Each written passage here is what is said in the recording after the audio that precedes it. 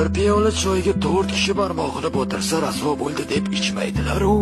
Ammo 50 kishini qo'li tekkan badanga g'ijinmasdan oshiq bo'laverishadi. Ha, telba yigit. Tegib ketdimi?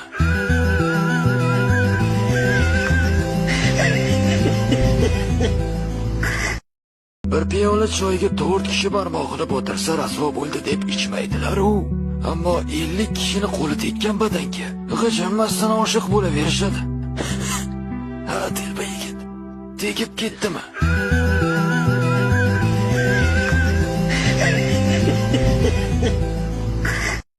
Bir piyola choyga 4 kishi barmog'ini botirsa rasvo bo'ldi deb ichmaydilar-u.